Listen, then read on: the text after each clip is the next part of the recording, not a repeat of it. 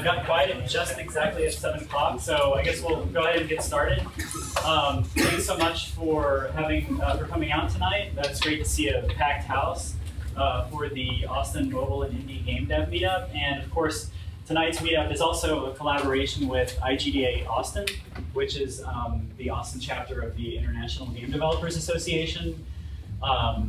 Great organization nationally and great organization locally, does a ton of amazing events, and we're very lucky to be partnering with them on this event.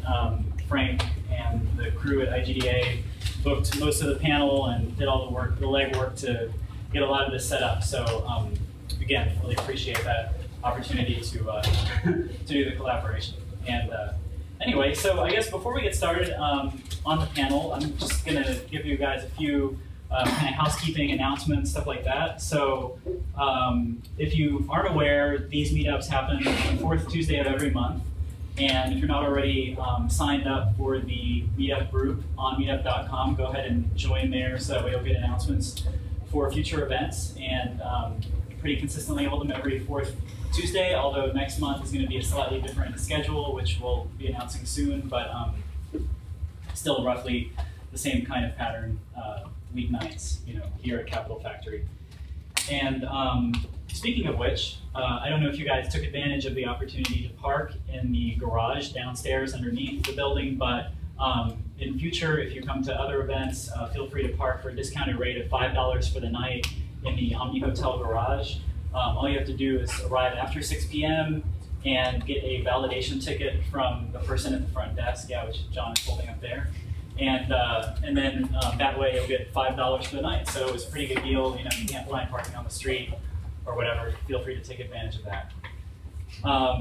And speaking of Capital Factory, just again want to thank them for the space. Obviously, it's a great facility. We couldn't do this without them.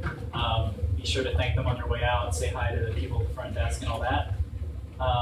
And for the food and drinks tonight, we have a sponsor who has helped provide all the great pizza and beer for you guys. So it's Intel, which they are trying to get the word out about an event they have coming up called the Buzz Workshop. It's going to be the first ever Intel Buzz Workshop in Austin, and it's actually happening on October 15th. Let me switch tabs here. Yes, Thursday, October 15th. And it's actually going to be at this co-working space down on South First Street, Buca, which is a really cool space. And so what it is, the Buzz Workshop is it's actually geared directly towards game developers and indie game developers. And so they're going to have a ton of events, and they're going to have a ton of talks, panels, discussions, a showcase for people to show off their games. They're going to have drone races and ollie races, which I guess are those little rolling ball robots. And they'll have prizes and giveaways throughout the event. Some of the speakers and panels at that include Warren Spector of the Genius Sam's Gaming Academy from UT, and actually Frank is going to be on a panel as well on, what is it? So I'll be monitoring. First of all, my name is Frank Coppersmith. I'm the chair this year of Austin's Game Developer Association. Also, thank you all for coming out to this event. We do this Buzz Austin event that we've been helping Intel put on. We've got a great panel on game funding, which is looking really exciting. It's about how to raise money for your indie game dev efforts. And that is always something really important. So looking forward to that one. So I really encourage you and urge you to take a hard look at Buzz Austin. I think it's really got some really interesting things for us there. Yeah. Totally, thank you. And also there's going to be a Women in Games discussion panel, a ton of other speakers, Star Long from Portalarium here in town. So yeah, just a great kind of all-star lineup of people. Check that out. And the tickets are only $10, and all the proceeds go to charity. So it's really just kind of a way to encourage people to actually show up when you get the ticket. It's super cheap, but yeah, definitely check that out. And for more info, you can go to, it's bit.ly, one sec. We also have the information up on IGDA's website. Yes, yeah, so it's bit.ly /Austin Buzz. So or just search for the Intel Buzz Workshop Austin, and you'll find it. So yeah, that's a thanks again to Intel for their sponsorship, and we really appreciate that. So, let's see. Now I'd like to go ahead and open up the floor for some community announcements. If anybody happens to be hiring for a position that's related to game development, or you're looking for maybe collaborators for some project that you're working on that's game dev related or startup related, or if you know of any events, community events happening related to startups or game development or entrepreneurship, feel free to stand up, say who you are, and tell everyone about it. So. Hi, my name is Drew Giovanelli. I'm the CEO of Red Fox Clan. We're a video game research company, video game research startup. We're about to close on our seed round and looking for front-end engineers and back-end engineers who spend a lot of time data reasons. Great. And Drew's not telling the whole story. They just graduated from Techstars, and they're absolutely killing it. So this is a place you definitely want to be looking at and go. So congratulations. I guess, Kevin, you wanted to say a few words about Tech Ranch. And oh yeah, sure. So it's great to be here with you guys. The reason Frank and I were talking about the topic earlier this week about how there are a lot of entrepreneurs that build solid products, but then the business fails. Right? The entrepreneurial journey is kind of a pain in the ass. And a lot of the process is because you can have your product together, but you miss the business side. The thing I wanted to mention really quick is in the Tech Ranch community, we have a series of programs. We're running those programs 5,000 miles away. So doing them downtown is actually pretty easy. We're actually running a program called Venture Forth. Todd actually just went through it on the venture program side. Gordon can actually tell you about our space because he has now 27 engineers, or 27 people there now. But the main thing I wanted to actually say is we've got support on the, what do you do to make sure that your business has a chance? What do you do to increase your chance of success? Our Venture Forth program is specifically focused on that. We also have a free event on Friday called Campfire that you can come and not just network, but actually actively build your business. We'd love to have, support you through your efforts. Todd can actually speak to you more about the specifics that he just went through the Venture Forth Bootcamp. But, other than that, good luck on the business. Don't build just good products, build solid businesses. Yeah, thanks so much. I really enjoyed the Venture Forth program, and I encourage you guys to check out Tech Ranch. It's like Kevin said, there's a lot of actual game companies that are officed out of that space, and it's similar to Capital Factory, but up north, and kind of has a slightly different focus, slightly different kind of programs that they offer that are unique and but you don't have to office there to take advantage of programs. Yeah, that's the main thing. And there's going to be some big branding changes that are going to happen by the end of the year. But yeah. Any other community announcements? Looking for collaborators, hiring for positions, events coming up of any sort? Yeah. My name is John Henderson, and I organize a social event for antisocials, that being game developers, on a regular basis. The next one that we're doing is a week from today, on the 29th of September. It's going to happen at Schultz Gardens. We've never been there. It's actually the oldest operating business in the state. It is only slightly younger than statehood. It's not been continuous, it was close to the 90s, but whatever. It has beer, wine, and German food. They're going to give me a room to do something that hasn't been done in quite a while in Austin. It used to be done by the old SIGGRAPH chapter, and it was called Portfolio Posse. It's very much a Texas thing. What do you do when you need a whole bunch of people together to do some big, going to chase something? You form a posse. In this case, chasing the people who are the diamonds in the rough, the people who haven't been discovered, the people who might actually be eligible to work at some game development studio, but may have a portfolio or a resume that may not be quite up to snuff, or people haven't read them. So that's actually the purpose of this. If you want to bring your resume and or your portfolio, come see me afterwards. We've got a few more spaces available, and you will get a one-on-one with someone in the local game development industry. And they will tell you for true what they think. Yeah, that's awesome. Thank you. Also, if anybody wants to grab a seat up here in the front, we have a couple of spots. Feel free to head up here if you want. There's spots up here, or grab food and drinks first if you want, but yeah, head up here.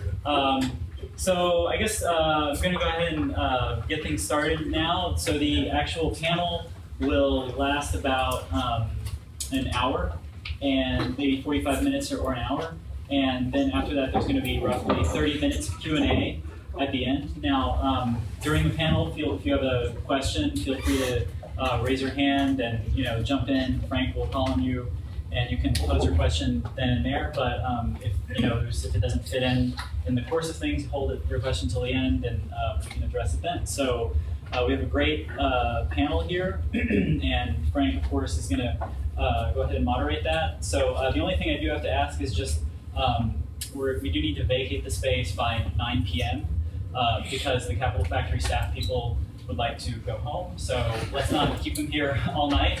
And so we definitely want to, if possible, after it wraps up, feel free to hang out, have more food, more drinks. But by 9 o'clock, definitely try to head out. And if you want to gather more and talk more, downstairs in the lobby bar, or head to another spot nearby or whatever, that's totally cool. But just if possible, head out by 9 p.m. So without further ado, I'm going to go ahead and hand it off to Frank Coppersmith, IGDA Austin Chapter President. Chair. Okay. It'll work. And so he's going to lead this panel and introduce the panelists. So. Yeah.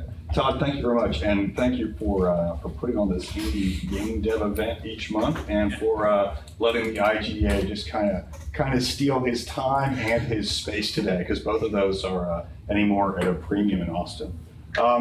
So I had a chance to walk around a little bit in the crowd before we got started, and I was really excited about one thing. Someone said to me, I'm here because I don't know what I don't know. And I think that is really the theme of this panel. When I've had a chance over about the last 10 years to work with creatives and artists and engineers and designers and really passionate game folks, one of the challenges they sometimes run into is they have these amazing ideas and these amazing skills, but there becomes a time when they have to turn that from being just their really cool, exciting product, their passion, into something that actually, to some extent, has to pay the bills, where they make that pivot from, hey, I'm a great game designer, to I'm a great game company maker, I'm a great game company leader.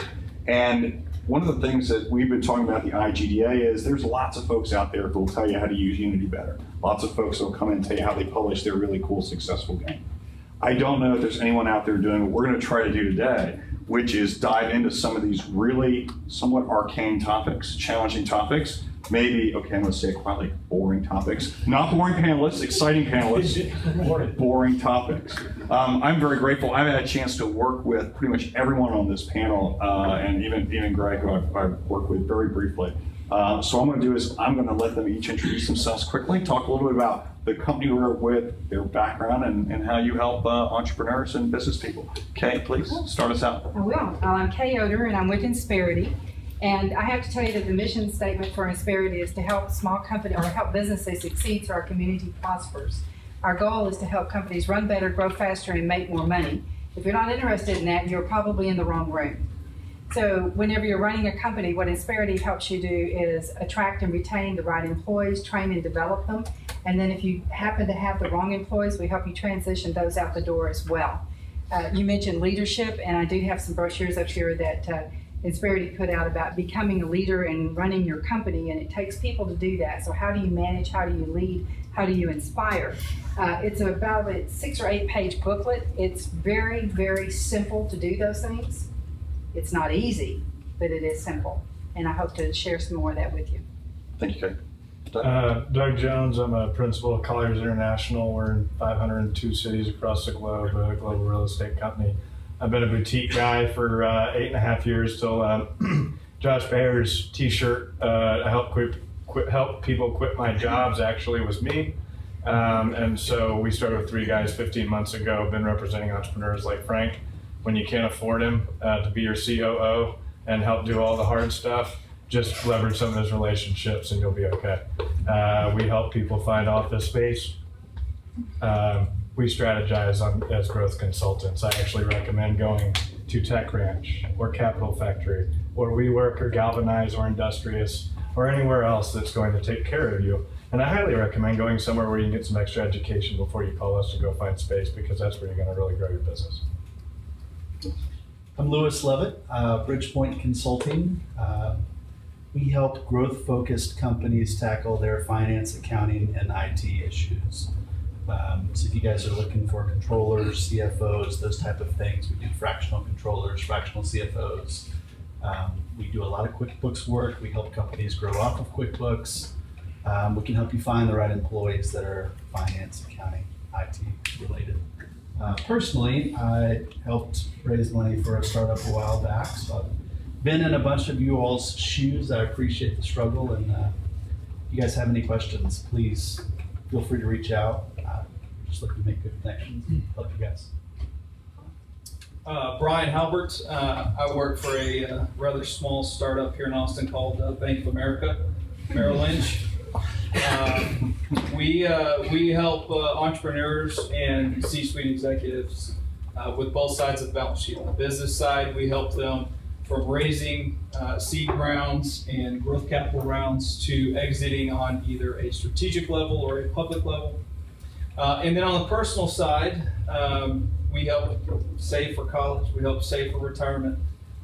What a lot of entrepreneurs think is it just comes hand in hand. It's pretty easy. Once you start making more money, things get a lot easier. I'll be the first to tell you that's completely wrong. It gets a lot harder because there's a lot more zeros, and a small mistake can set you back quite a bit. So glad to be here. Thank you, Frank. Thank you to the rest of the panelists for making me look good. Greg, you want to wrap us up here? Sure. Hi, my name is Greg Perry. I am the recovering attorney on the panel. And we'll call it that because I'm more or less officially retired after actually teaching for about 10 years at St. Edward's as a part of the digital media management program and the game development program there. During my legal career, to give you an idea, I have been helping startups all the way up to Fortune 50 companies for the last 25 years.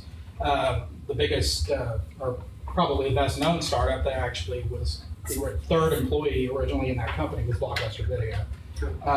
And from that point on, I've actually been the attorney for Texas Instruments, Travelocity, Hotels.com, and several others. But quite frankly, the stuff that you guys are doing is the stuff that I always enjoy. And quite frankly, if I do decide to start practicing law again, it's probably going to be back in this. Also because, as Todd knows, I like playing games as well. So this has actually been one of my favorite areas, and I love teaching game students for the last 10 years as well. So. Great, thank you. So why don't we kick it off with you? So let's say I'm out there and I've got my great idea. I've started my game. I've got some friends working with me. But I've got to do something else. It's like I know there's something missing. What do I need to do to really get started? What should I be thinking about first? You know, there's a lot of different ways to approach that question. Okay, but probably the most important thing that you've got to do is you've got to get your own house in order first. Okay, because I've seen an awful lot of friends get together, or even people who have managed to come up with some good content. And maybe they've even sold some stuff on the iTunes store. But quite frankly, at that point, it's usually just starting to take off. And what I am always amazed at is how many of these guys don't even have a written agreement between each other, okay? Because what's going to happen, you know, we always sit here and when we start developing, we think that everything is going to work out great. And that we're going to get along with everybody forever. It almost never works that way. And so as a result, the first thing that I tell people when they would walk in, and that's exactly the group you were describing, first thing I would sit there and say, okay, where's either your partnership agreement, where's your LLC agreement? How have you set this up so that everybody understands what happens when the ultimate divorce comes? And the divorce will probably come. Maybe it just be one member who decides to leave and do something else.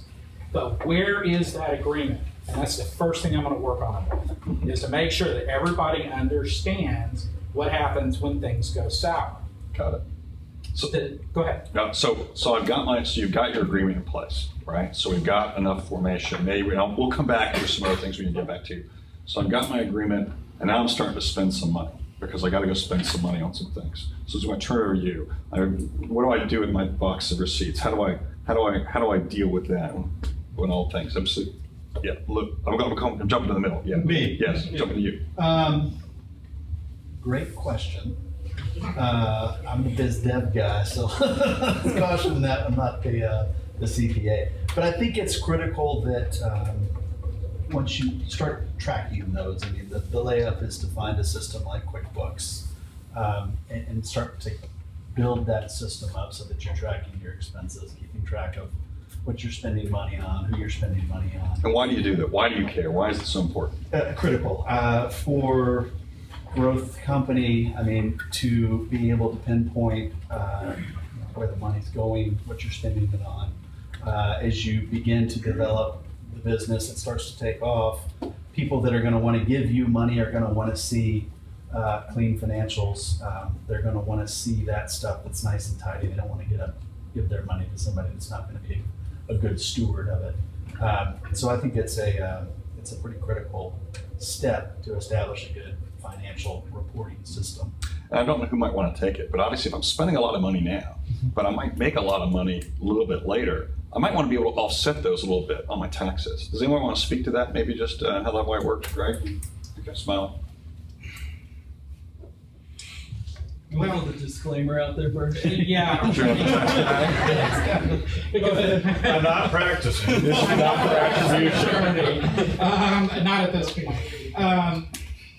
I mean, when you start worrying about taxes, that's all going to start coming down to how you've got your thing structured. The reality is that most of the structures that are involved in when people make decisions about how they're actually going to be running their businesses, it's all based, as boring as it is, on taxation. Almost all of it is taxation and liability. Those are going to be your two big issues. So it's all going to come down with when you start getting this money that's coming in, how is that money going to be flowing? How is it going to be actually protected from as much taxation as you possibly can, whether or not it's going to be coming to personal tax returns or whether or not you're actually going to be forming corporations or even LLCs within corporations. It's all just going to depend on that. I'm not sure if that's what you were wanting to get. I think that's exactly right. Okay, yeah. Brian, So to that point, and to piggyback on your earlier comment, and a little bit of what you touched on, I think it's very important to not only have a great attorney in your cell phone, easy question that he can answer in 5 minutes that may take you 2 hours Googling. Also good to have a great CPA and a great finance guy. Can be a CPA, can be a banker, can be anything that understands the model and can say, no, you don't need to necessarily go down this road. Focus on these 2 steps. Get to those 2 steps, and then we'll tackle that big issue. Because a lot of times you look at, you see 10 years down the road, well, we need to see 10 days of successful activities before you can get 10 years down the road. And if you don't do that, you can't hire anybody, and I can't prove up your financials to a landlord and actually lease you a space without you accelerating your rent to cover what you can't prove up on paper. I want to add something, Brian. My sense is if you're serious about this, one of the ways you prove you're serious is for real spending the money at least a little bit on an attorney and on someone to handle your finances, be on top of accounting. Because if you're not there, if you just can't get there, then it's okay. It's a hobby. That's totally okay.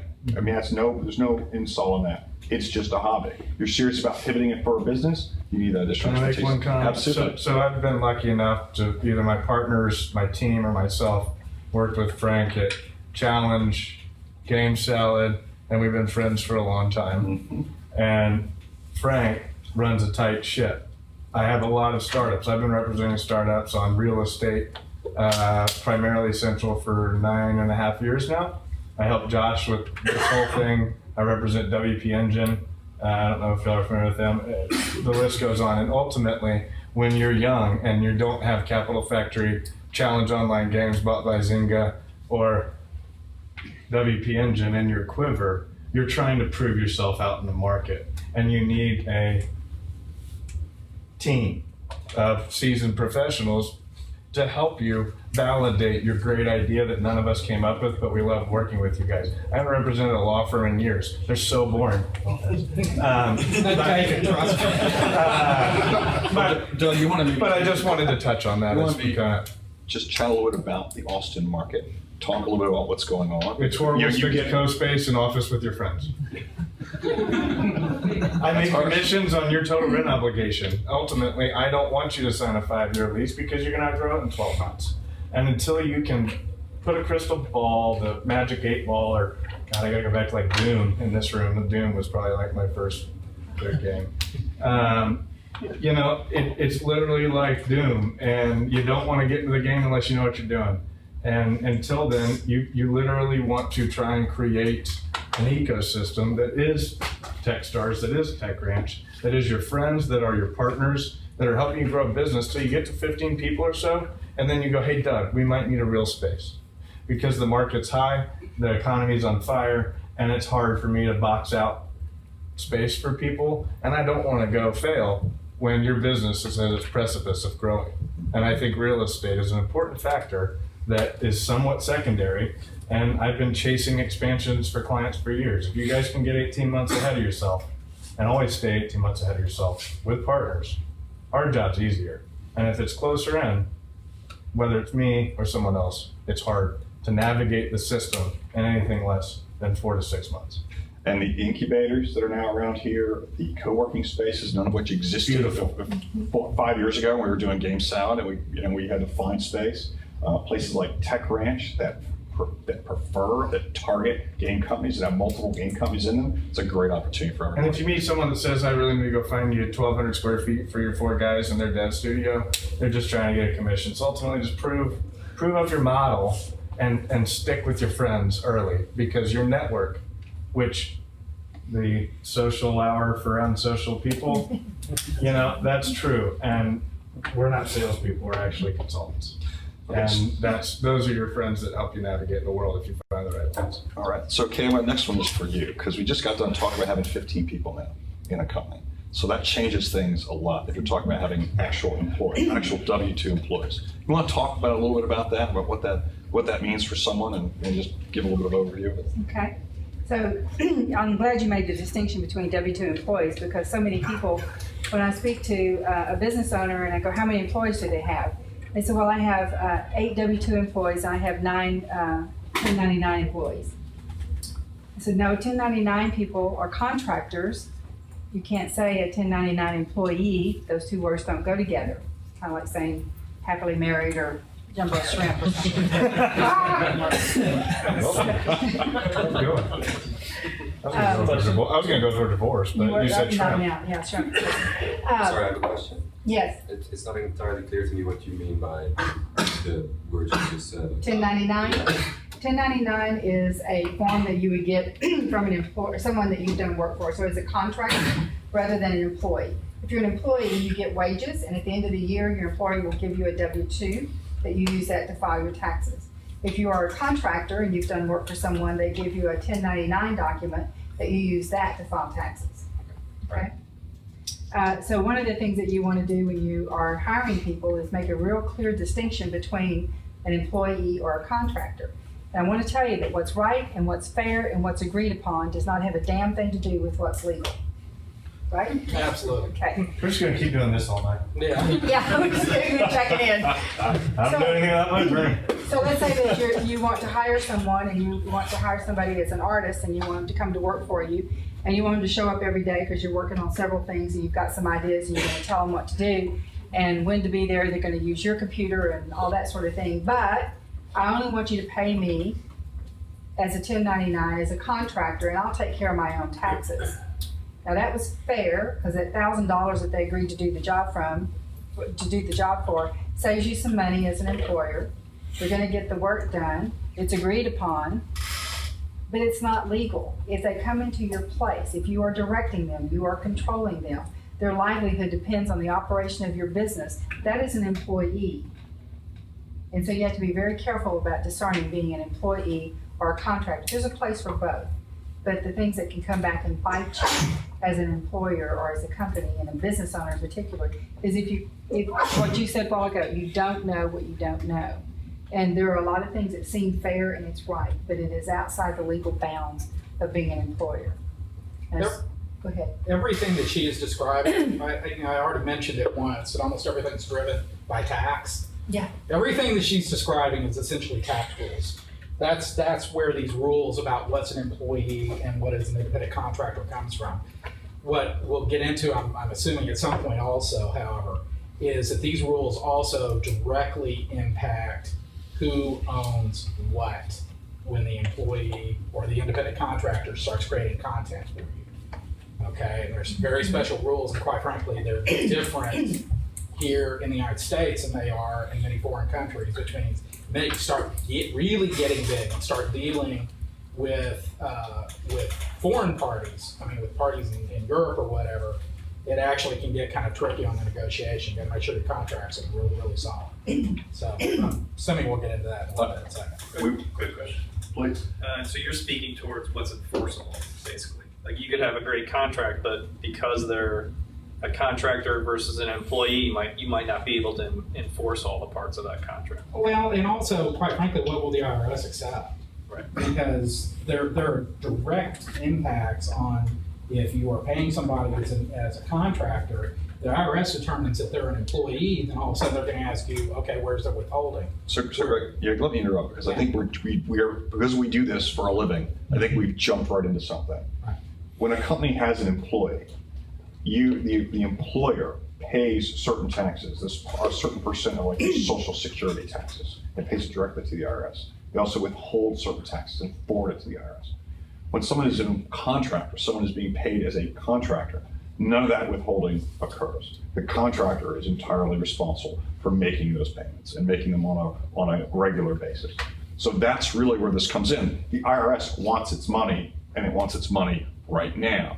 And so that is where and if you're viewed as an employer and you have an employee, but you've been paying them as a contractor, you as the employer, even if you just have one employee and you work out of your basement, the bottom line is you're responsible and you can be Can I make a comment to that? So I joked earlier that Josh helped me quit my job. Last year in April, I quit my job as a W-2 for 9 years, and I opened a business in an executive suite with 2 guys in an Office Max printer, and I turned it into a 1099. I've never been more confused in my life, and I do multi-million-dollar financial analysis for lease space, right? I needed some friends.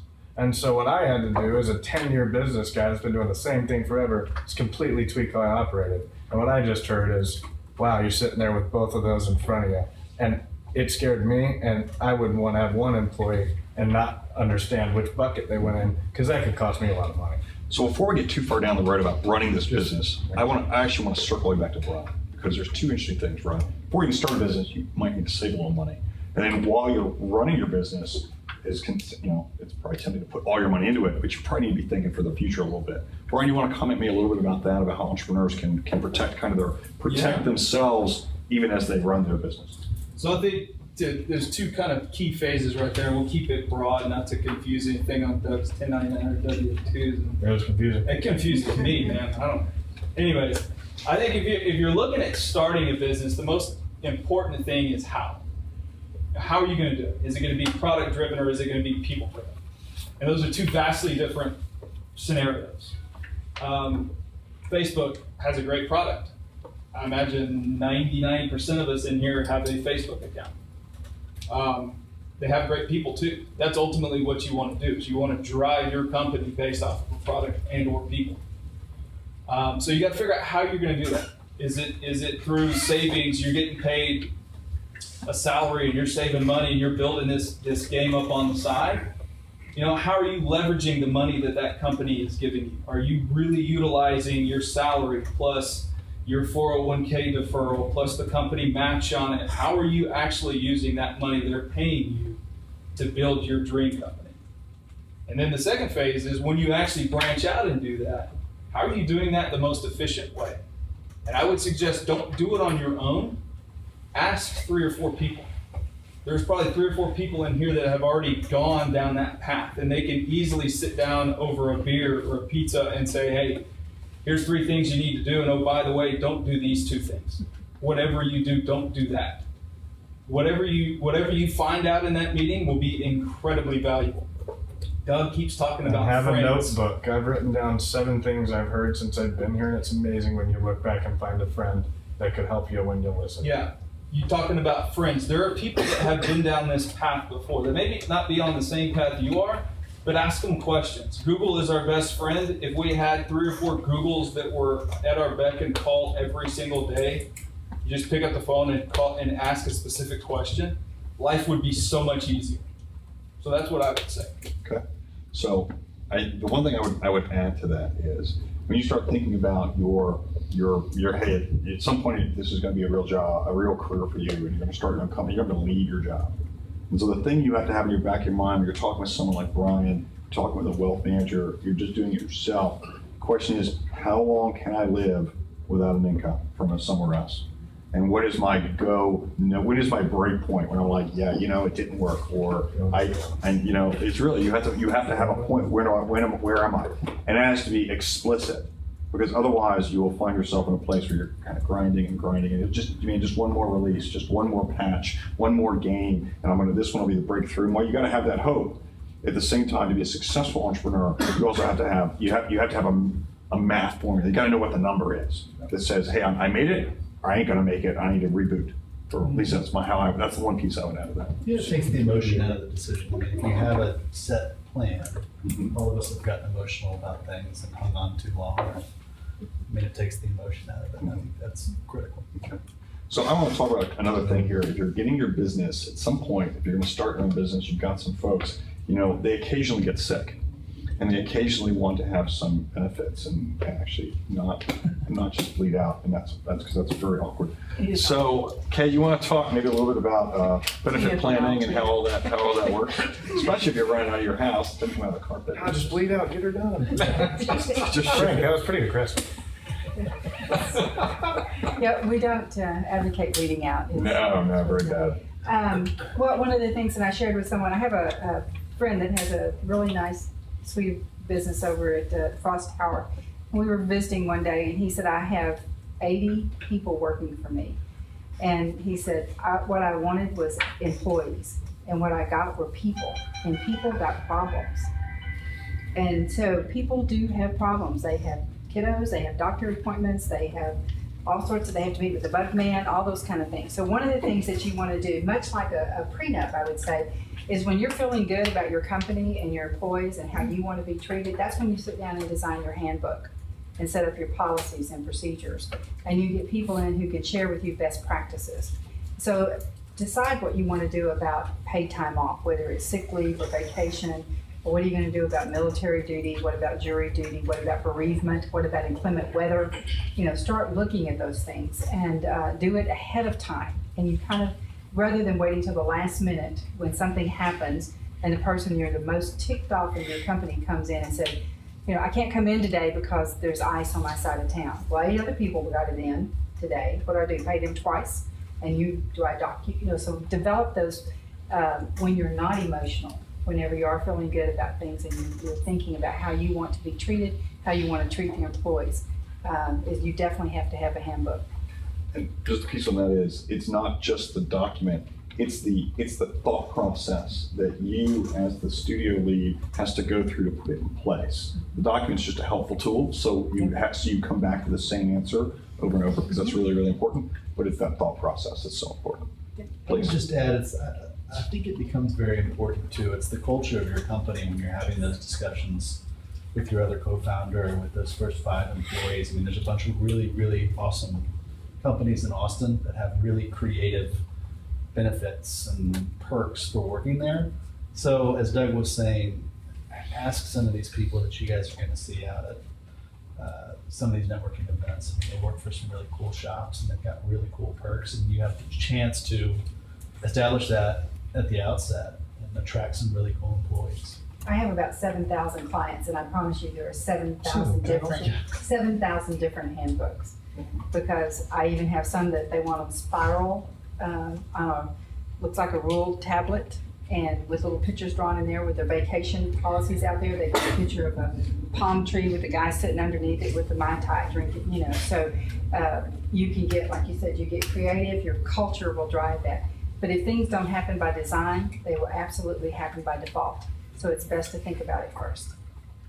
And that's the advantage of working, again, as Doug said, with your friends, and helping figure out what that is. Well, and I just want to touch on that I joke about quitting my job, but I think it's important because I had a good thing going, but I needed to do something different for myself and my family. I had a 5-week-old, but I knew that this was the right move. We're now 10 people and we're moving our office space. We're on our second space in 16 months.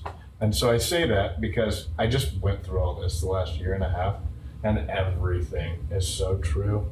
And we have a culture. You know, you think, oh man, we just have our first 10 people. We're just trying to go big, right? And you sit there and every single person and every day we went through are part of what we're trying to create.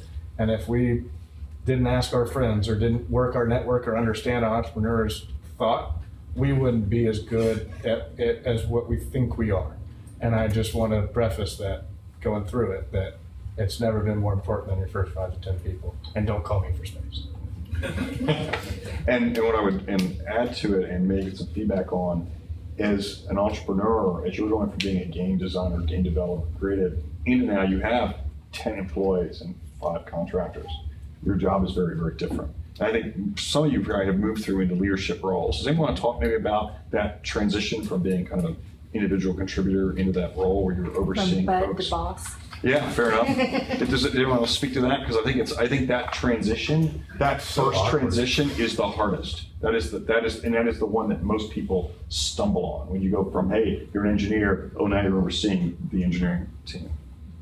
Thoughts, questions, Liz? Just a quick thought, I guess. I mean, I think some people are born to be the CEO of a company, and I think the other side is probably like, it's just not for me. I think a lot of first-time CEOs want to grab that. I think a lot of them end up saying, you know what, that really wasn't as fun as I thought it was. It's a lot of responsibility. I mean, having 5, 10, 15 people to be able to make payroll and make these decisions and fire people. I mean, it's a big deal. I wouldn't take it lightly, but you guys are obviously pursuing that. So some of you will become the CEO. It's tough. But it is a lot of fun. It can be very rewarding, financially, personally. So just proceed with caution, I would say. Please. I was going to say on the Bud to Boss thing is actually a presentation that we give at Insperity. And so just the things to think about is if your company is growing, don't look around and take your best engineer and say, you're really good at this, you've been here the longest, you're now the manager. Maybe yes, maybe no. So there are assessments that you can get folks to go through that kind of looks at their tendencies and if they would be in a good position to do that. It's always wise to be looking around and developing leadership in your organization, in management. And if you don't know how to develop that leadership, because you're really, really good at doing this one development piece and next thing you know, you're in business. If you haven't read the E-Myth, I would highly recommend reading the E-Myth Revisited. The E-Myth? E-Myth, E being entrepreneur. E-Myth. The E-Myth. It's by Michael Gerber. It's a great book, and it's probably been around. I totally 15 read that, and years. it was like one of the only books I read in the last 5 years. So do it. But one of the things it talks about is getting the right person on the bus with you in the right seat, and so being able to use assessments and tools to get you there. Your gut is great. Use that. Don't shy away from that. It got you where you are. But just realize that because somebody's been there for a while or they're really good at what they do, it doesn't necessarily make them a leader. Right? You know, like I am an excellent leader. I'm a lousy manager. And we learned that a long time ago, so I won't go into management ever again. But I'm I just love the learning that, and I leadership. stepped away from my other 2 partners to just go be that guy. So leadership and management are 2 No way entirely you are. different things. But, and the communication is a big piece. Now, all you guys who are married, you've heard this at home, I'm sure. You need to communicate, guys. And so even, it makes you uncomfortable. Look at him.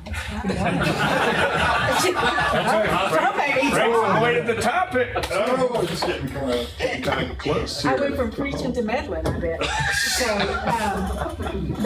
the communication inside the company is great. Let people know what your mission is, where you're going to go, how do they fit into that. If you get everybody going the same direction, you want alignment in your company, and the only way you're going to get alignment is through developing your culture, and it has to be one of collaboration as well as communication. So I know we've got some other folks, Brian. Yeah, just real quick to add on to that, I would say no matter if you're one person, 1.5, or 100 people, never lose sight of why you got into business. Never lose sight of the passion that made you jump from whatever job you were working in to pursuing this passion. Because that passion ultimately will drive itself into other people. And even if there's someone that may not be in the right seat on the bus, they will see the passion that exudes from you and they will get on board, or they will re-equip themselves to be where they need to be. And it kind of goes back to the partnership agreement. Make sure that that passion comes through outside of the paperwork. Make sure that you've got people that will follow you and will do what you say, not because you're their buddy or you're their boss, it's because they want to help the team succeed. So that passion will help you get there. Great. One quick comment, and it has to do with making this jump. There's a couple of things that you have to remember. One of them is you may be the greatest developer in the world. You may have the best ideas, the best creative skills, the whole bit. It doesn't necessarily make you a manager. And what we're essentially talking about up here is management.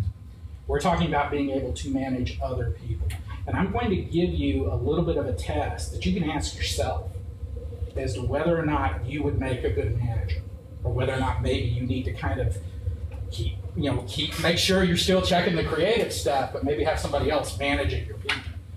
And that is, how well do you delegate? If you are one of these people who cannot stand to not look over your employees' shoulders all day for every detail, chances are you're not the best person to manage that employee. Okay? That's the question you need to ask yourself. And it's not, don't consider it a failure if you sit there and say, well, no, I want to make sure he's doing it right.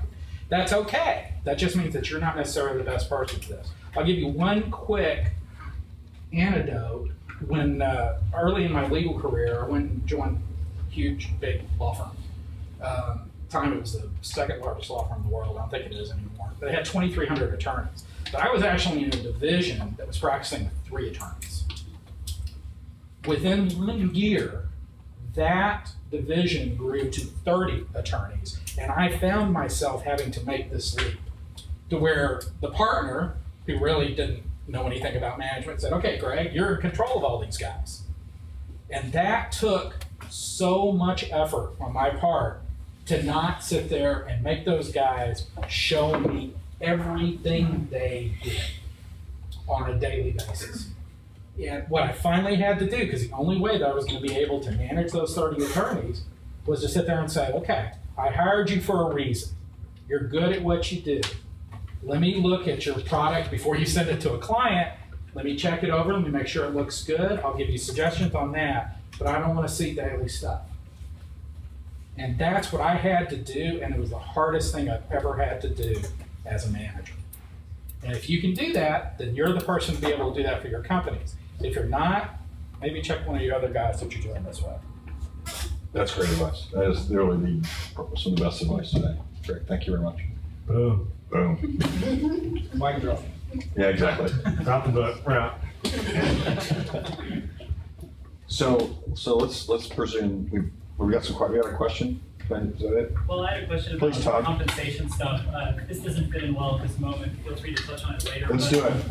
You know, the typical kind of indie game studio in town thing tends to have a few contractors, and it has some sort of arrangement with them where if the game that they're working on sells well, then they will get some form of royalties kind of at the back end. So that way they don't necessarily have to pay these people market rates like throughout the course of developing the game, because they literally just don't have the funds to do that oftentimes.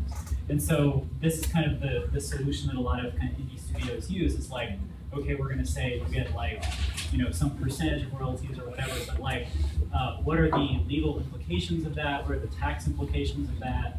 The contract implications, whatever, what might be some relevant issues to having that sort of arrangement? That's a great question. I figured, Greg, you probably got the first piece, then Kay, you might want to follow up. Yeah, I mean, my first reaction to that would be, essentially, it's not any different than standard profit sharing. I mean, that's essentially what they're doing. They're just doing it with royalties. Just keep in mind that it doesn't get you out of all the normal rules about what you have to pay people and minimum wages and things like that. You can't suddenly say, well, maybe they'll get something here on the back end. And so that would be my only concern. But profit sharing has been around and all sorts of stuff. And then it just comes down to whether or not that's okay with the employee, whether or not they have enough belief in the product that they will get paid on the back end. Mm-hmm. And Ken, you may want to weigh in on this, but my sense is if you somehow ended up in an issue where a regulatory authority, Texas DOL, Department of Labor, was saying your contractors were actually employees, I would presume that a profit share would certainly be a pretty strong indicator that they were actually employees and that you haven't really quite paid the taxes like you're supposed to. Is that fair? I think that's right. I think that's more than fair. In fact, I would argue, I think the IRS would come back and say that if you have profit sharing with an independent contractor, they're not an independent contractor. Because the whole idea, the way that the IRS views independent contractors, they come in and they get out. Here you're talking about, they come in and they keep getting paid. So are you saying they should be minimum wage W-2s with profit shareability, not 1099 on kind of what you do basis? Probably. If they're going to be investing with you, because your first few are going to be maybe blood, sweat, equity with you, and you kind of want to appropriately make sure everyone's on the same page. Hey, we're going to go win together, but make sure you do the front end together. So I got a direct question, John. I love the subtext of everything we're talking about, including the implication that a lot of game companies are in technical advance of federal labor and tax laws. But something else that I'm hearing everyone said, you haven't said it directly, is that game companies, compared to everything else and all the other companies that you work for, are not special. Everything that you've said tonight applies to them just as much as anyone else. But it's a glamour industry. We're never going to run out of people fascinated by people making games. We might run out of people interested with law or making widgets or something else like that. But the idea of making games and what you say about being passionate about it, that's a really dangerous word, passionate. There's people who just think that their emotional range will necessarily precipitate success. We know that's not true. So what does the glamour aspect of it do to people who are wanting to get into business? Because you can screw up the business any other way you want to, but there's probably a very particular way of screwing it up. It's interesting. It's interesting because he's right in that. I mean, if I put it, Challenge Games. If I put up on the internet that I'm hiring for any job at Challenge Games, I get like 500 resumes in like 24 hours. And none of these people were remotely qualified for this full stack engineering role I was hiring for. And I would get no full stack engineers, of course. You had to go find them elsewhere. But it's interesting, and I'm curious if either any of you have experience like in the other entertainment industries, like in film or especially film, right? And whether you think if there's an analogy over to some of the experiences you see in film. Greg, you're kind of nodding. Do you want to take that? Yeah, I mean that was my first career. I was in film and television production. That was before I went to law school. But the reality is, you're absolutely right. Games aren't special in that sense. In fact, even when we talk about everything we're talking about up here, even when I just talk about only the law, everything that we kind of talk about as game law was actually all stolen from film.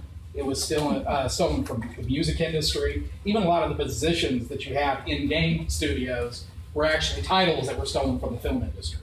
Okay, and so in that sense, it's not.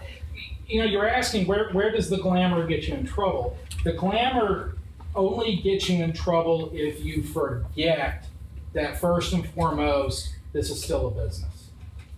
that's when the glamour starts getting you in trouble, because then people forget that the business is really still needs to be driving this. Unless this is going to be a hobby, business has still got to be your overriding concern. So you've got to make your decisions the same way that any other business does it. The glamour part is what gets people excited about it and working incredibly stupid long hours to get stuff done. I mean, that's what gets things through crunch time, right? But it's still got to be a business. You've got to understand that everything that you're doing is impacted in exactly the same way. I mean, film, we just recently saw what happened with unpaid interns in the film industry, okay? You know what, I'll tell you one thing about the game industry. The game industry figured that out a long time ago, long before the film industry did, which is one of the reasons why interns generally have been paid in the game industry, not necessarily as much in Texas, but certainly in California. I remember one time I suggested to a company that they might consider, before these decisions came down, that they might consider unpaid interns to start off with stuff. They said, no. Our office in San Francisco will not allow us to do that. There's always going to be a business guy, or there should be a business guy on all of your teams who should be able to point out, okay, this is great, everybody's excited, this is fantastic, but here's how the business needs to adjust how we're thinking. And the problem is you don't need to treat that guy like the enemy. You need to treat that guy like your best friend, because he is the one that's going to keep your game company alive when something happens. And something will happen, it always does. All right? That business guy is the one that's going to keep you out of trouble. So you need to not look at him as the guy who's keeping you back. He's the guy that's keeping you straight. So that's how I feel about it. I completely agree, Greg. So my partnership is Doug 32, other business partner 39, and other business partner 52. 52 and 32 we're crazy. 39 is literally our CFO. Like, we have more budget meetings than I ever have had to do in my life. It was the guy that Frank loved well, and I was the face of the space finding, right? What Vanderslice knows his stuff. So ultimately, no matter what you do, whether it's in real estate, any other industry, or gaming, you need your core group to have complementary assets. I just did this, and we have had some of the worst fights we've ever had, and we've been together for 10 years. Doing the same thing every day for 10 years, the three of us. And we literally almost went to the mat because we just were missing on communication, and we were completely different types of personalities that our company needed to succeed. And no matter what. So we're closing in on 8 o'clock. What I'd like to do, we're gonna go to Q&A right next. So what I wanna do is each of our panelists will give kind of a closing thought, closing piece of it, and then we'll jump to Q&A, and we'll run Q&A until they kick us out of here, or maybe 8:30, whichever comes first. So, okay. One of the things I was gonna share with you, I did bring some handouts.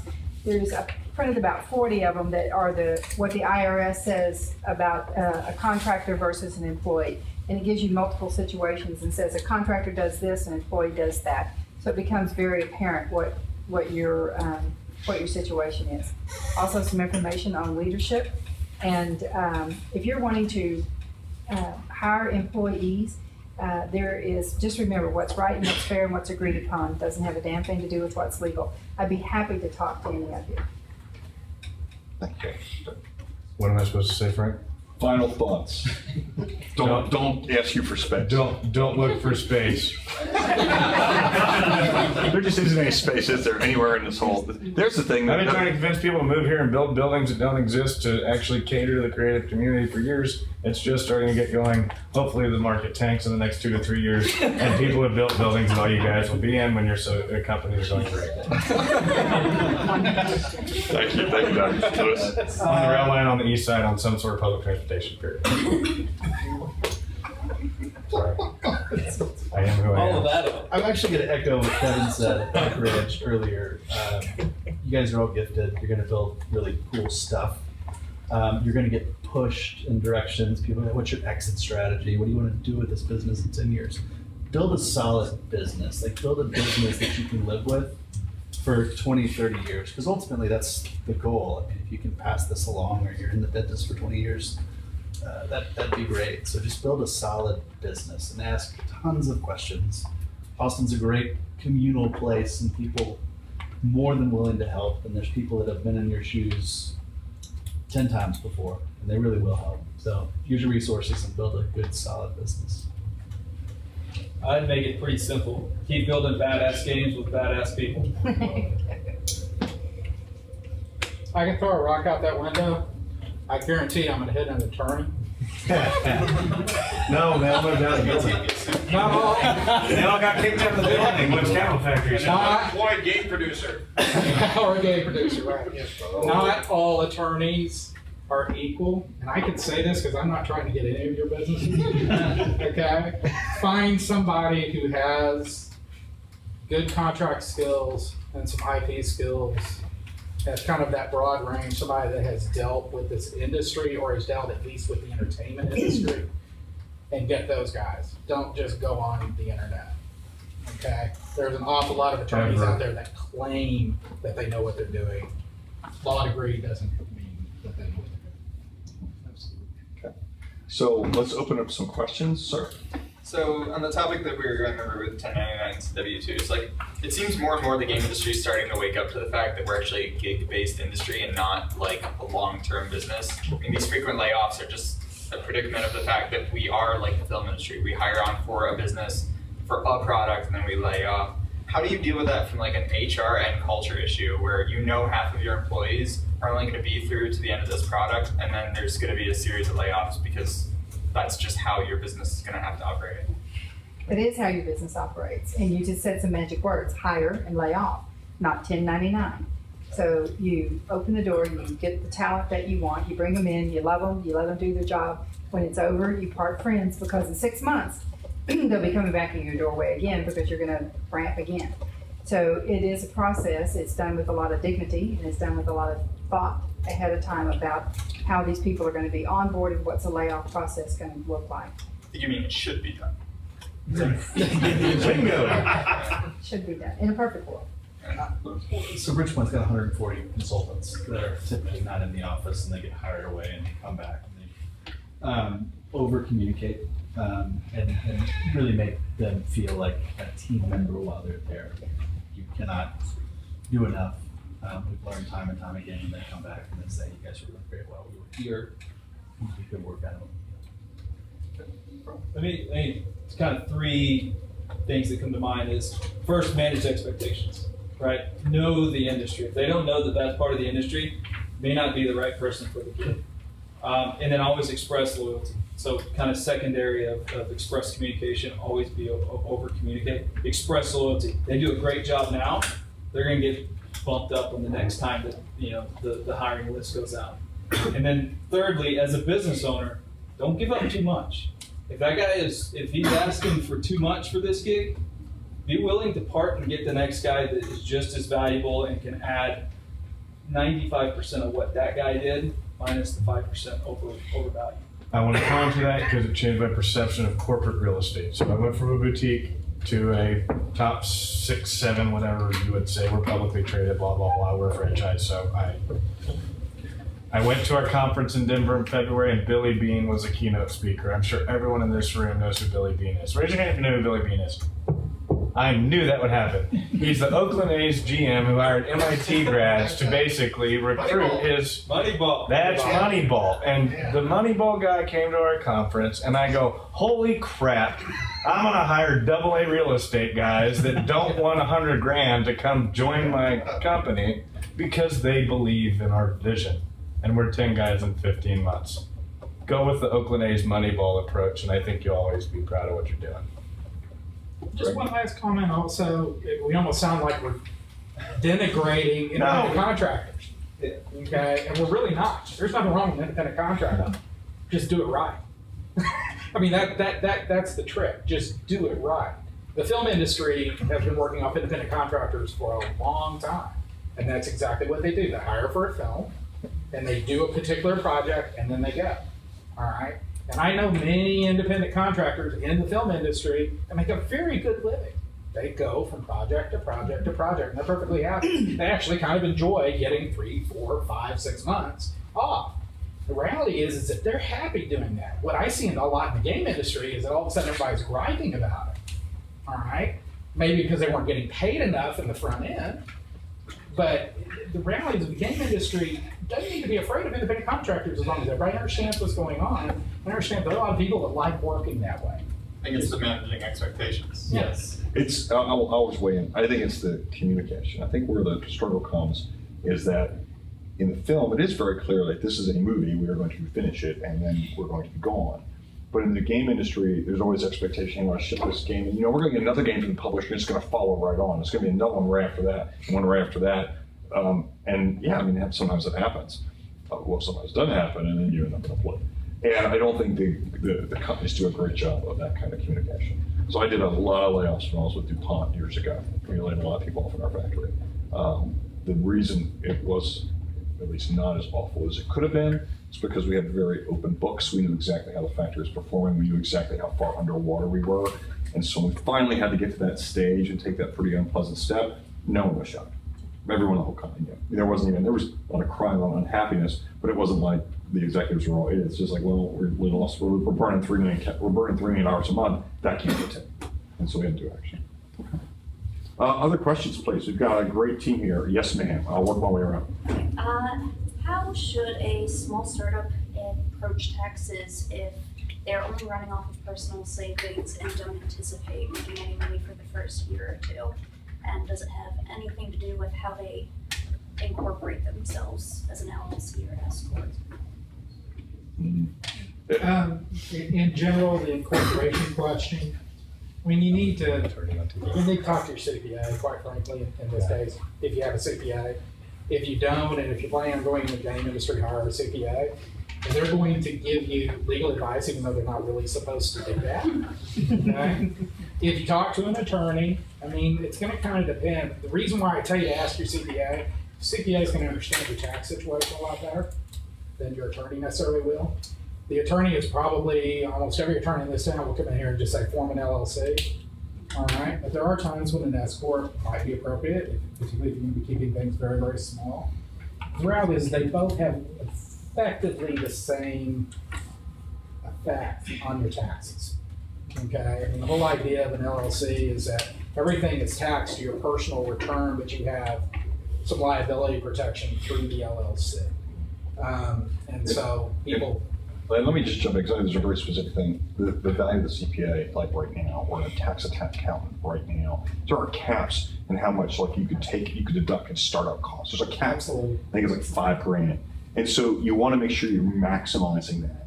And you want to make sure that you're doing all you can to make sure that if you're going to make money next year, that you can make sure you can somehow count costs and have them. I mean, you don't want to lose a lot of money now, ship the game on January 3, make a ton of money and just pay it crap out in taxes.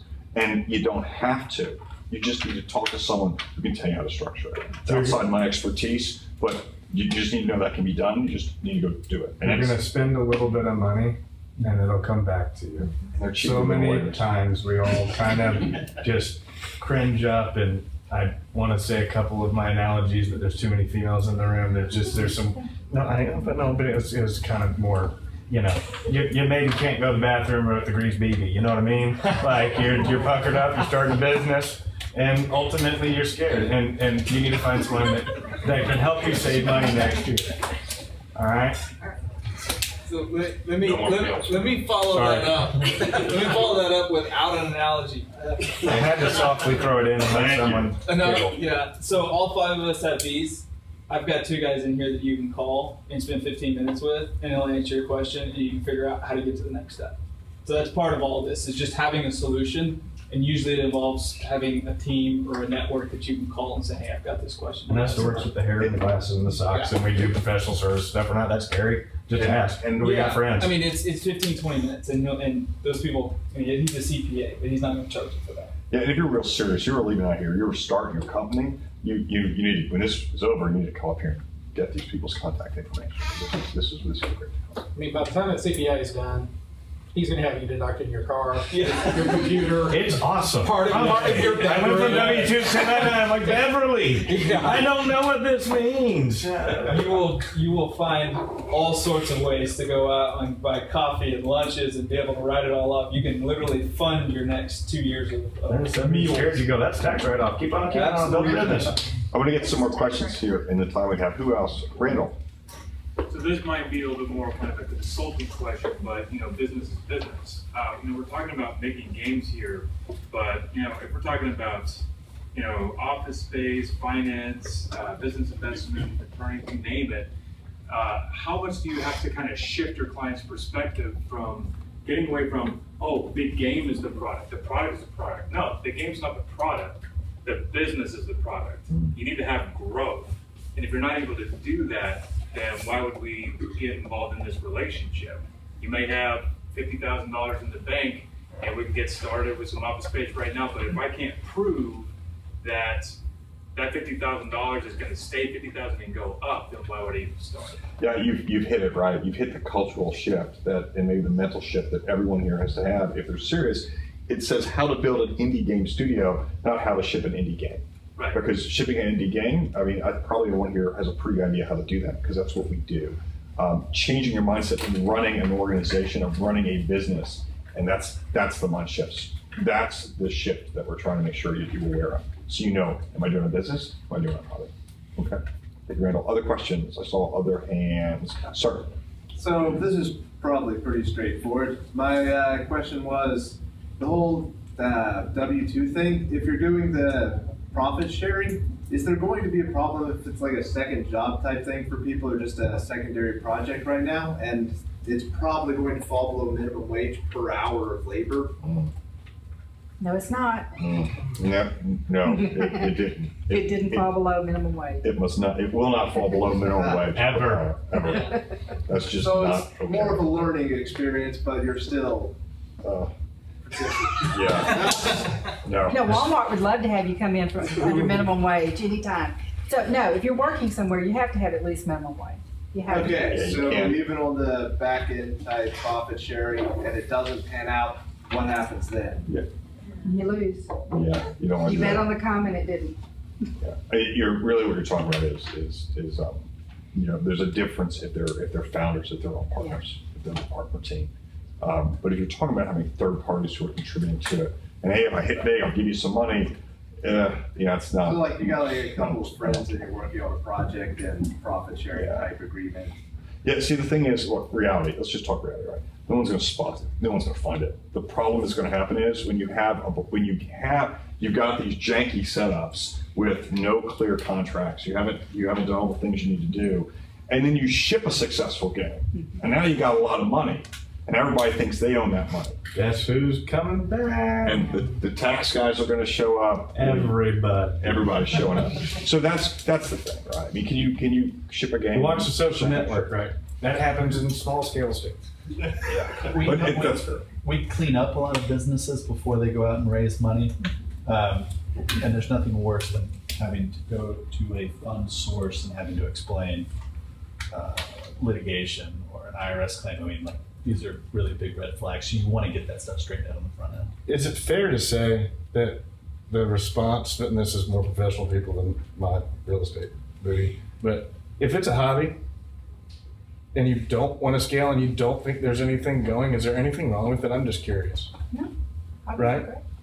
So are you worried about the back end partnership and where it's going to go? Like the ultimate reality is, Yeah, like, that's sort of the kind of thing that could happen down there. right? So if it ever could, act like it will from day one. Period. And then you ship Angry Birds. That's right. That's what I'm just saying. It's a hobby or it's a business, and just pick your side. Yeah, you're in a hit-driven business. There's a chance you get the hit. That happens, right? So you want to do. I mean, what is it? A couple $100, maybe $1,000 to set up some of these things all in. It just Like I said, I love my CPA. Yeah. John? Yeah, the question is, when you're done, are you going to sell it? If yes, it's not a hobby. Yeah. Yeah. If you're not giving it away for free on the App Store, it's not a hobby. Sir.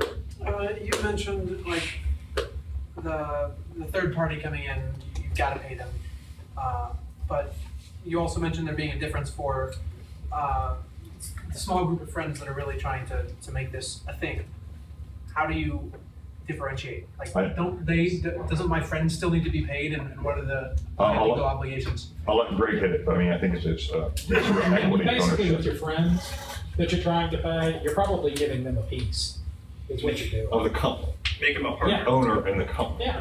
They have equity. They own some of the company.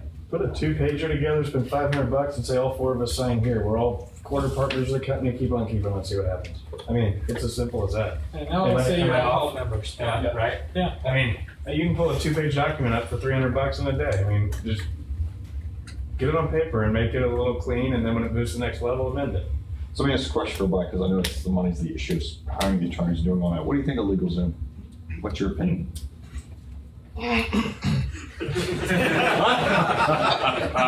I like people. It's a good thing I'm not practicing, because what I'm about to tell you would probably make me be drawn and quartered by the legal profession.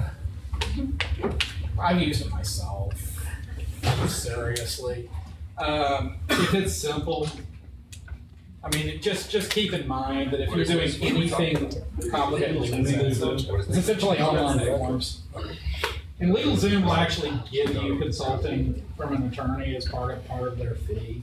But you can end up getting, for example, an LLC agreement for a couple $100 off of LegalZoom, and then all you need to do is your filing fees, and it gives you explanations on how to do it. Just keep in mind it's generic.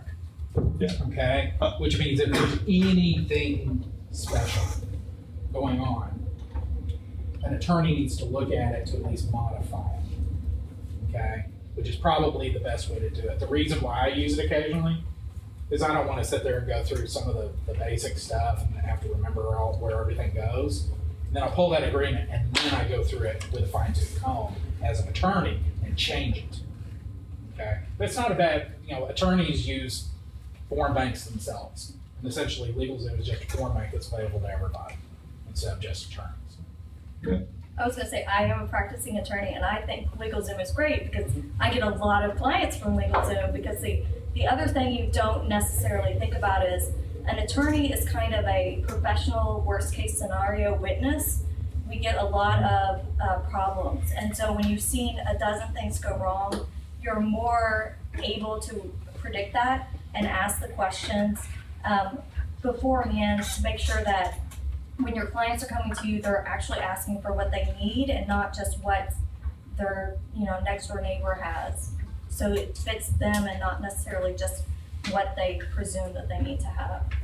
But if you really know what you need to do, then it's a form just like we use in our professional offices. And I'm sorry for coughing on it, because I think that's a really good point. And ultimately, when I have a client going to sign a 3,000 square foot lease, when you're growing from 8 people to 15 and you're trying to stay lean and mean, and it's a 3-year obligation for $500,000. I mean, you're buying a good house. You're buying a great house. And how many clients think, I have to write emails. I'm not an attorney. I'm really good at leases, but I'm not an attorney. And how many young clients won't hire a real estate attorney to look at a $500,000 contract is mind-blowing. I read all 49 pages. I bet you did. I didn't. 49 pages. But he's an attorney, military, finance operations I read all president 49 guy. pages. He's kind of got it all. So we got some questions over here. So anyway, just sir. You were speaking earlier about the fact that there are so many attorneys out there that will say, hey, yeah, I can take care of you, but they can't necessarily do that. Do you have any advice on how to identify who are the good attorneys that are going to have your best interest, and who are the ones that are just trying to tag along? My guess would be that if you asked 10 people in this room, you'd get 2 names, at least. Okay? Maybe her. Ask an attorney that doesn't do that. They'll give you a great recommendation. So if you're looking for a business attorney and you know a family law attorney, ask them who they recommend. Or ask your CPA who they recommend. Find a bankruptcy attorney and just ask him for all his recommendations, because he's got tons of friends. Yeah. It also doesn't necessarily have to be local. The Game Developers Conference every year puts on a presentation where they go over video game law, and some of the presenters there on the panel are very expert in this area. And I'll put stop. There's actually a startup law meetup that if this is really important to you, It's not affiliated with us, but I've seen it. So I don't know if it's good or not, but it's a really good, it's a good point about the GDC. And it's even, the important thing and why this is the way that you do it, why you ask people, is because when you recommend another attorney, it's kind of like she's putting her name on that attorney. All right, and particularly because it's often a client who's coming to her, or at least a good friend. All right, whenever I recommend an attorney, I don't recommend somebody out of the blue. I recommend an attorney that I already know does good work, okay? If it is somebody that I don't necessarily know, or maybe I've just heard about, I make sure I tell that person this. I don't know, this is the name that I heard, here's what I heard about them, but check them out. Okay. Other questions? Thoughts? Sir? Yeah, you were talking about hits earlier and everything's a business. Are there people that are just making a living that don't get hits, but they're doing enough to, like, there's musicians that are rock stars, but there's musicians that are down on 6th Street right now that are paying the rent and they're doing just fine and they still have the passion and everything, but they're not making Angry Birds either. Yep. Or is it still in the hit scenario right now? So I'll take that one because I know, yeah, there's plenty of folks out there, small game studios and indies, a lot of solo guys who ship like pretty straightforward, simple titles on things like Facebook. And they've got the monetization locked down and they know their cost per acquisition stone cold, and they know exactly how to build a game for about $5,000 or maybe 10 grand all in, and launch that thing and put people on it at a price that they can afford, and they know their conversion rates for all their cohorts. And it's like a little money printing press every time they do a release. You know, it's $5,000 to run it and $8,000 out every month, just like clockwork, just like that. Right. And yeah, so there are people doing that. I don't see that on mobile at all because the cost per acquisition on mobile is about $12. So unless you're Can you explain what cost per acquisition? Sure. So when you got to get players, somehow, and you gotta you can only get so many players through friends and family and social networks. At some point, you have to pay for them. You got to go out on advertising networks and market and say, "Please come play my really cool game." And in mobile, to get a player to download your game and then play it once costs $12. That's the going rate right now on the for iOS installs. And that's per paying user. So that means you got to get your average revenue per paying user has to be more than $12. Is it per user now about 2, 3? Yeah, it's something like that. I think the general ARPDAU for games like Clash of Clans is like $15. So if you can't get that, you can't compete with Supercell, and Supercell will outbuy you on ads every time. Yeah, because they're making $3 for every time they add a new player. You don't want to compete with that. I think Facebook is a more fertile ground, the web, and then to the extent you can build games of that quality and get on the Steam store, though Steam is much more crowded than it used to be. Okay, sir. Can you guys maybe differentiate between freelancers and contractors? So, I mean, if I need somebody to design me business cards, like, they're not a contract employee for me, they've just made me some cards, right? Or are they a contractor? I mean, how does that play out? I need somebody to design me a poster or maybe compose music. Like, how do you find that line or no? I don't know. There really isn't one. If somebody's producing content for you, it doesn't make any difference what the content is. Okay, it could be something that's 2 days, it could be something that's 6 months. Can I also comment on that though? I think there is a difference though between a contractor and a contractor, just a vendor. Yeah, that's a vendor. Well, yeah, so we're but clear. if somebody is going to design a card for them, in that kind of the scenario you were giving me? Potentially, sure, yeah. Okay, I mean, if you're paying somebody to design a card for you, and it's not just like a vendor who's in the business card business or something like that, yeah, there is a difference between the two. But keep in mind, if you're hiring somebody to do something for you, content is content. Okay, but even vendor law in a lot of ways. I mean, I'm going to play dumb, crazy real estate guy. Everyone out here is smarter than I am. There's a line, and ultimately we're scaring the crap out of y'all. But the reality is we want to come up here and help and provide real, tangible, hard asset. But that's your call, Right. I mean, I'm just getting back to proper. Going, I'm not going to go back and worry about reprinting my card because I don't know if I could write on that deal because I just did this last year. And I'm like, oh, you're scaring me, but I think I'm cool, right? So I just again. Well, And even in that case, because it would be essentially somebody designing your card, that's not a part of your game. So That's what I wanted to do. Yeah. Yeah, I think the differentiator was not part of the IP, the action, the business, the guts, the brains. So this is going to be our last question, sir. I have a question about investing or how to get money, how to get people to buy into your company, your team, your product. What is it that you actually want people to see? To invest in the question is, what do you have to show people to get them to invest in your company? Yeah, and who do you show it to? Who they want to see? For games, I don't really know, but I mean, when it comes to companies in Austin, larger ecosystem, it's typically a strong leadership team, previous experience. They'd love to see revenue, traction. I'm trying to think what else, predictable IP, something that you can say, hey, I own this, nobody else can get this. I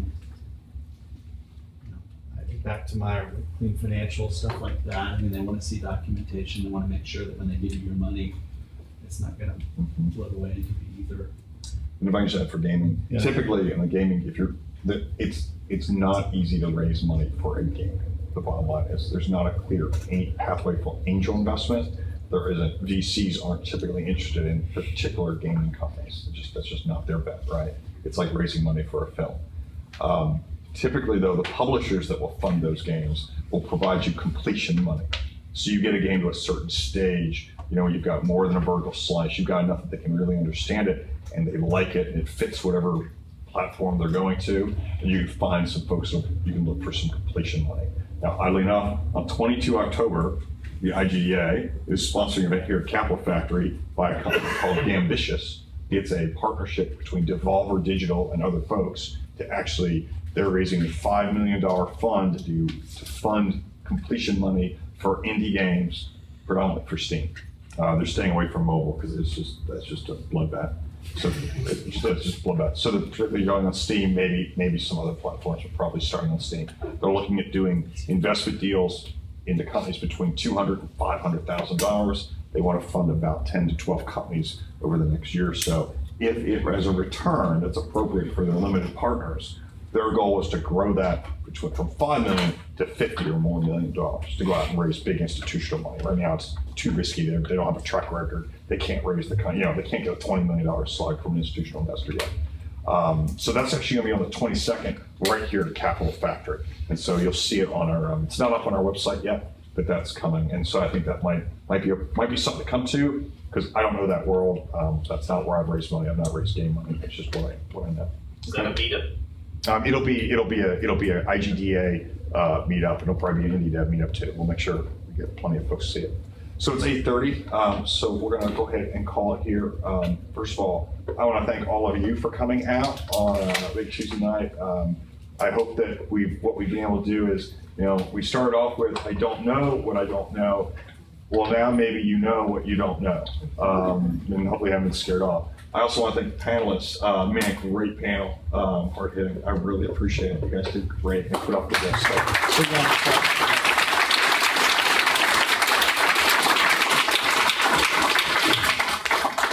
So our next IGDA event is we're just doing a little bit of a partnership with Buzz Austin, the Intel guys, on 15 October. We've got the 22 October event, and then there'll be more in the fall. If you don't follow us on our Facebook page or on our Meetup page, please do so. And then if you get a chance, we did a survey on all these questions to help learn what people are concerned about, how people feel. That survey is right there. It's also been sent out to the Meetup group. It only takes about 1 minute and 30 seconds. It's about 20 yes/no questions. It's just for us to help understand what you're going through so we can basically target better content.